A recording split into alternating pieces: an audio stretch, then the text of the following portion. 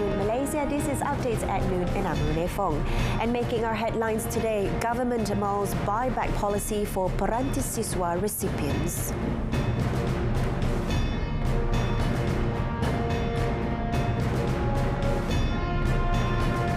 At least 6 injured as strong quake hits northern Philippines.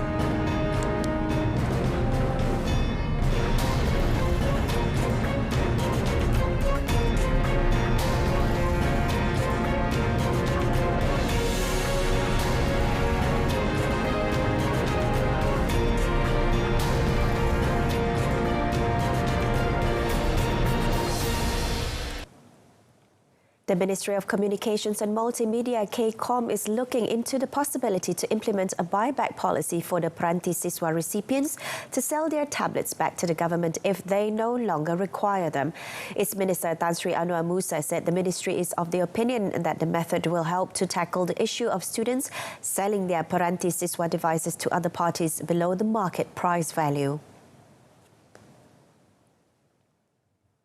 Mungkin selepas 1 tahun pakai, lepas 2 tahun pakai, saya akan minta dikaji walaupun kita dah ubah sistem pinjaman dengan buyback policy. Sekarang ini kita setuju untuk memberi terus, tapi buyback policy itu masih ada di situ. Saya akan mengkaji perkara ini supaya pelajar-pelajar yang nak menjual mungkin boleh menggunakan program buyback policy instead of menjual dengan harga murah di merata-rata tempat, yang saya fikir satu tindakan yang tidak baik sama sekali dan boleh mencacatkan program yang diadakan dengan tujuan yang sangat baik. The minister was commenting on the issue of students selling their peranti siswa tablets. He also warned that stern action would be taken against individuals involved in the irresponsible act. In other news, Tan Sri Anwar informed that this year's Anugerah Sri Angkasa ASA and Majlis Kemuncak ASA 2022 events will make a prestigious comeback after almost 6 years of absence. The events, slated for 29th and 30th of October respectively, will be held in a grand fashion this year to push broadcasting industry players to improve the quality of their content. Kita mahu Sri Angkasa menjadi satu malam kebanggaan kepada industri players dan bukan hanya tertumpu kepada kategori-kategori utama yang tertentu, tapi kita ingin membawa masyarakat memahami keseluruhan ekosistem dunia penyiaran yang mempunyai players, key players, termasuk yang di belakang tabir yang jarang kita dengar, yang jarang tampil ke hadapan. Mereka semua memainkan peranan yang penting untuk menjadikan dunia penyiaran itu sesuatu yang kompetitif dan bermutu tinggi. Tan Sri Anwar also said that winners will not only take home trophies, but for the first time in the history of the awards, receive cash prizes as well. First introduced in 1972, Anugerah Sri Angkasa is a prestigious award event to recognise the best of the Malaysian broadcasting industry. The Malaysian Fire and Rescue Department, JBPM, is prepared to station its personnel at polling centres identified as likely to be affected by floods during the 15th general election, GE15. JBPM Director General Datuk Seri Mohamad Hamdan Wahid said this would not affect the preparedness of 12,500 of its personnel across the country in facing the floods expected to occur during the northeast monsoon season. Kita kalau diperlukan untuk standby di pusat-pusat tertentu di atas permintaan daripada pihak-pihak berkenaan, kita akan ambil tindakan.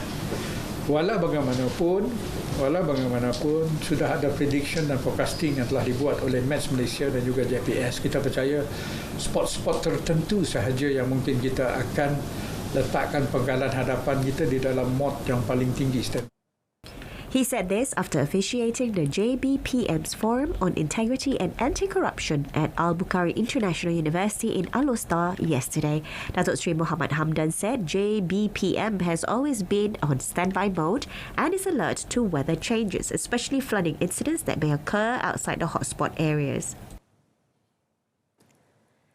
The waste-to-energy WTE incinerator that was pledged to be built at the Sungai Udang Sanitary Solid Waste Landfill in Malacca will definitely be implemented with allocations from the Ministry of Housing and Local Government, KPKT. Malacca Chief Minister Datuk Seri Sulaiman Mat Ali said as such, residents living around the landfill are asked to be patient because the development of the plant involves a large allocation and also requires time for comprehensive research, so that the right technology will be used to have a positive impact on the residents. Sekarang ni, kalau kita lihat, cuaca di negara kita ini berbeza. Dia tak macam four season country. Dia ada masa tak bau, kan, musim sejuk dia tidak meninggalkan bau dan sebagainya. Di Melaka ni saya faham, jadi saya minta penduduk sana bersabar. Kerajaan akan memastikan incinerator ini akan dapat dilaksanakan sebaik yang mungkin. Buat masa ini, itu tempat pembuangan sampah yang ada, kita nak hantar ke mana lagi. Jadi, saya minta penduduk bersabar. Kita tidak, bukan kata kita tidak, kita abaikan apa yang tidak. Mana-mana pun kerajaan akan pastikan semua penduduk itu terbela. Cuma peruntukan ini adalah satu peruntukan besar. Dia bukan 200-300 juta nak buat. He said this after a get-together of Malacca State Cleansing Sector personnel in Dewan Hang Tuah yesterday. Prime Minister Datuk Seri Ismail Sabri Yaakob congratulated Rishi Sunak on his appointment as the new Prime Minister of the United Kingdom. In a Facebook post, Datuk Seri Ismail Sabri expressed confidence in Sunak's dedication and leadership, apart from hoping to be able to work closely with his counterpart to realise the potential of Malaysia and UK relations. The Prime Minister also prayed that Sunak would be blessed with continued health and happiness, and that the people of the UK would continue to enjoy peace, stability and prosperity.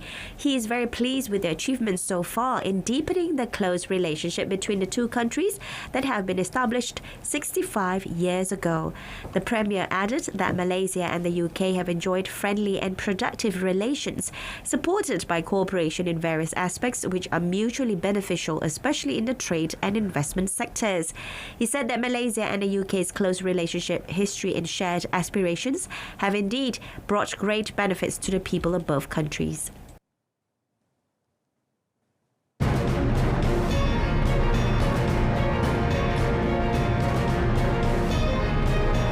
Coming up in our foreign segment, at least 24 dead as cyclone Sitrang hits Bangladesh.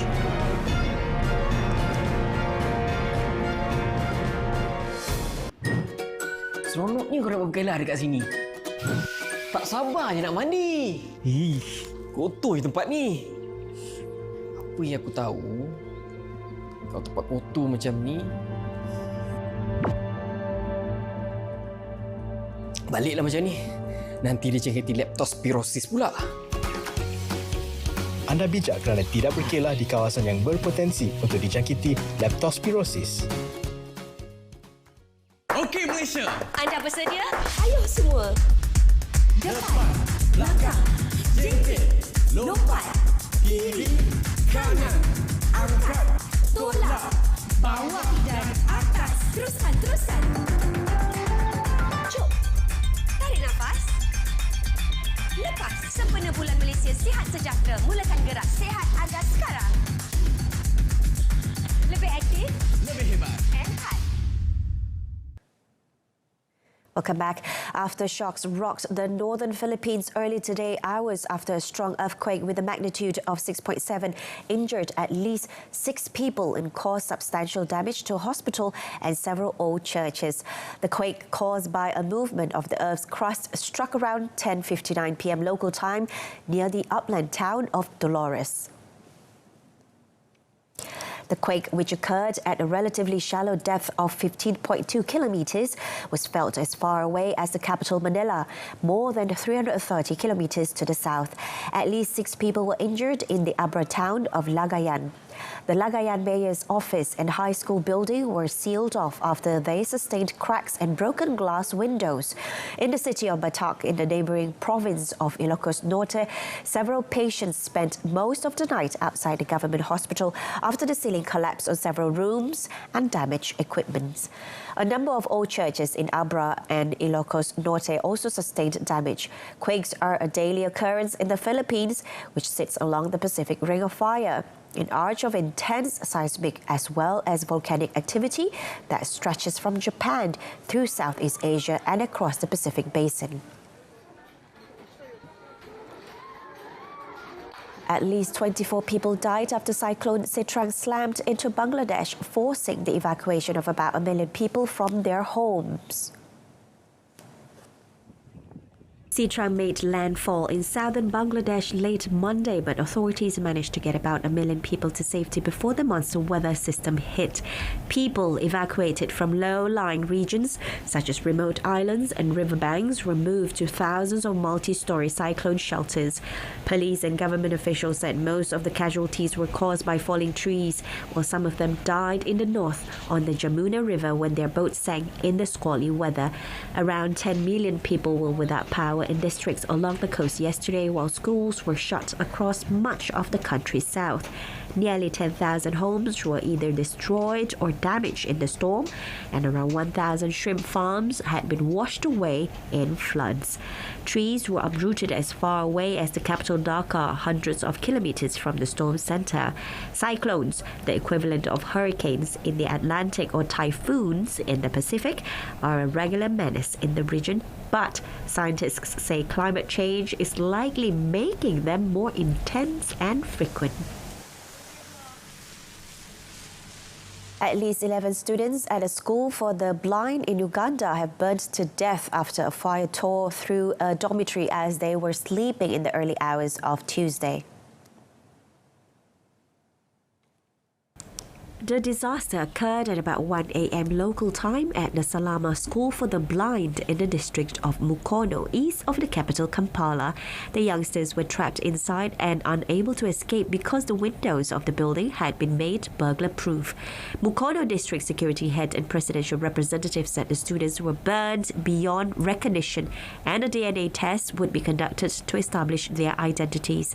The dormitory that caught fire was housing 21 girls, with 3 of them managed to escape. 6 students were admitted to hospital with serious injuries, while 1 other girl had minor injuries. Earlier, one grieving father said he had lost his son in a blaze. School headmasters Francis Kirubi, who is also blind, said some disadvantaged boys at the school had been sleeping in a room next to the dorm. So the authorities were still trying to determine the identity of those who had died. Internal Affairs Ministry said the school had been cordoned off as a crime scene and vowed that there would be a full investigation. British Prime Minister Rishi Sunak yesterday appointed key ministers to his government after replacing Liz Truss as leader earlier in the day. With his new appointment, Sunak was seen to be drawing ministers from across the Conservative Party while leaving others in post, a move that should ease concerns that Sunak might appoint loyalists rather than try to unify the party. Sunak quickly reappointed Jeremy Hunt as his finance minister in a move designed to calm markets that had balked at his predecessor's debt-filled economic plans.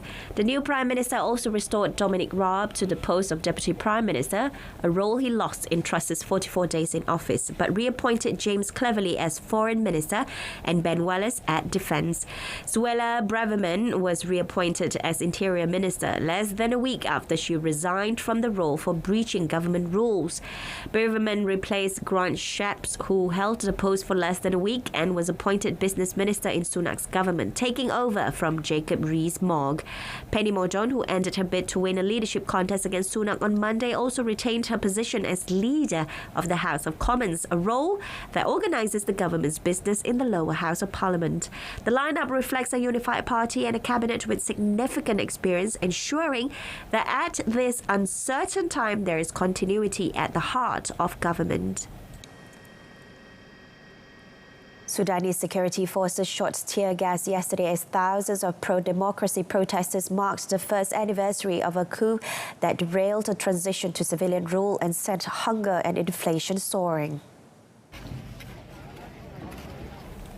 Waving Sudanese flags, thousands of demonstrators in Khartoum and its suburbs defied security forces who have carried out deadly crackdowns on past rallies, demanding that soldiers go back to the barracks.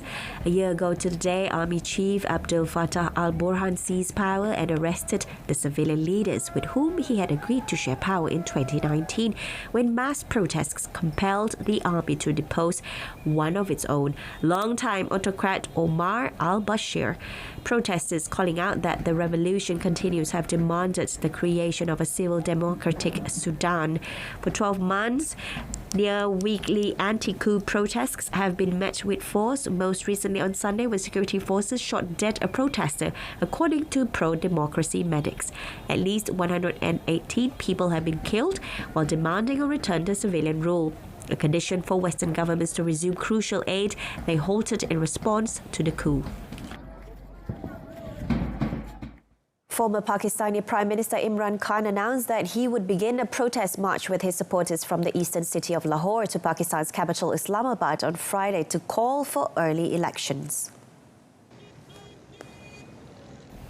Smaller protests by Khan's supporters took place last week after Pakistan's top election tribunal found Khan guilty of unlawfully selling gifts from foreign dignitaries and head of state, removing him of his parliamentary seat. Khan said he was marching to press the government to announce elections immediately, adding his supporters and party members should avoid violence.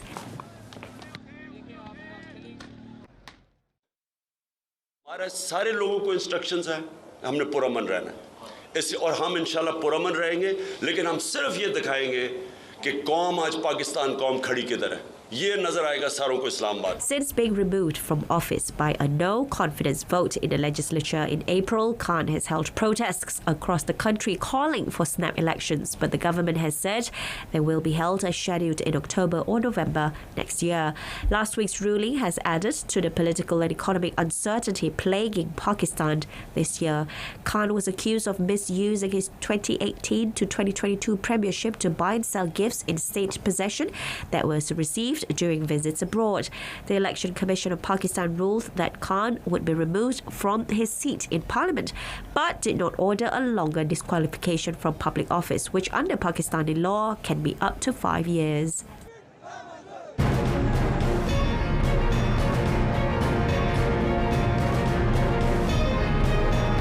Next in sports, Malaysia sunk to third consecutive defeat in SOJC.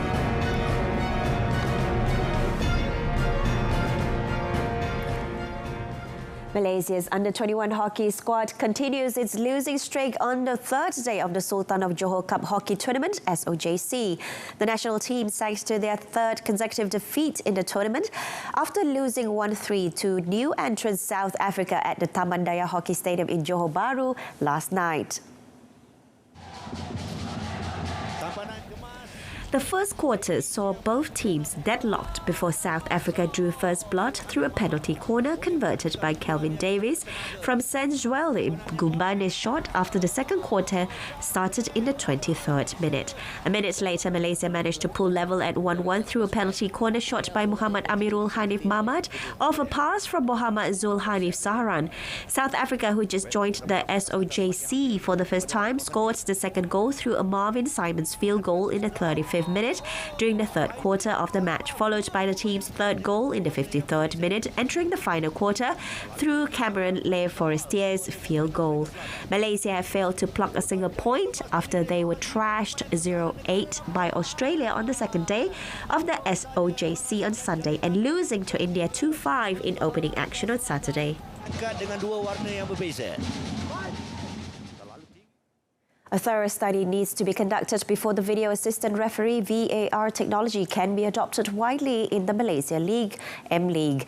Malaysian Football League, MFL, Chief Executive Officer Stuart Ramalingam said there were certain constraints faced in adopting the technology in the near future because its implementation involves not only match officials but also infrastructure at a stadium. match officials need to be trained, infrastructure needs to be ready, and juga kepada industri fairness. Kalau tiba-tiba untuk final saja kita nak gunakan, tidak bermaksud benda tu boleh dilaksanakan sebegitu saja. Stewart said the VAR technology was used for the first time in Malaysia at the AFC Cup final between KL City FC and Omani club Al Sib at the National Stadium in Bukit Jalil last Saturday, but it could not be easily implemented at other stadiums. He explained that the VAR requires time to be properly implemented because stadiums do not belong to teams but are owned by stadium corporations or state governments. He said although VAR is not under the jurisdiction of MFL, they remain committed in working together with the Football Association of Malaysia to improve the standard of refereeing in the domestic league to avoid any problems. The Terengganu Football Club Senior Berhad has decided to retain the service of coach Nafuzi Zain by offering him a new contract for next season. The matter was decided in the Board of Directors meeting chaired by State Youth, Sports and Non-Governmental Organisations Development Committee Chairman Wan Sukari Wan Abdullah at Sri Iman yesterday. According to him, the decision to retain the service of the Kelantanese-born coach was based on his excellent performance, which included helping Terengganu FC TFC to qualify for the FA Cup final and also qualifying for next year's Asian Football Confederation Cup AFC. Wan Sukairi said the management will be sending the offer letter to Nafuzi in the near future and the young coach has been given 14 days to reply. Ya, kita ada beberapa pilihan yang telah pun diberi kepada kita dalam mesyuarat dan kita memilih Nafuzi lah. Dan pilihan yang lain itu kita tolak lah. Artinya sekiranya Nafuzi tidak menerima, maka kita terpaksa melihat pilihan yang lain lah.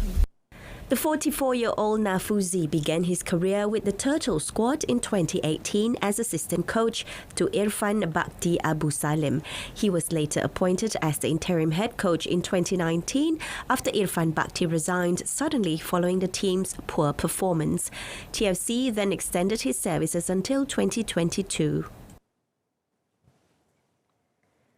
Borussia Dortmund goalkeeper Gregor Kobel's penalty save from Riyad Mahrez helped his side to a goalless draw with Manchester City and qualification for the Champions League last 16 early this morning.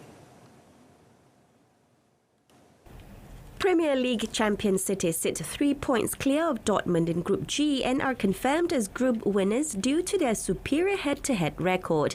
With City already qualified for the last 16, coach Pep Guardiola rotated his starting lineup with Kevin De Bruyne, Bernardo Silva, Jack Grealish and goalkeeper Edison among the substitutes, giving former Armenia Bielefeld keeper Stefan Ortega his debut.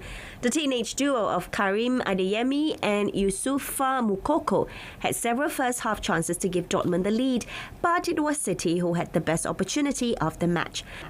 Mahrez was brought down by Emre Can in the 56th minute, but Kobel pushed away the Algerian's effort from the spot to help his side through the knockout stage for the 7th time in 9 years. In the closing stages, both sides appeared content to share the honours, eliminating Sevilla and Copenhagen. In the final Group G games next week, Dortmund travel to Copenhagen while Man City host Sevilla. Elsewhere, Benfica's Rafa Silva scored 2 superb goals as they edged Juventus 4-3 in a thriller at Estadio de Luz to seal a place in the knockout stages of the Champions League and end the Italian club's chances in this year's competition. Teenager Antonio Silva scored his first Benfica goal to give the home side the lead after 17 minutes, but Juventus drew level when Moise Kean bundled the ball home 4 minutes later. Benfica were back in front thanks to a controversial penalty that was converted by João Mario before Rafa Silva appeared to make the point save with 2 sublime finishes either side of the break that perfectly illustrated his technique and guile.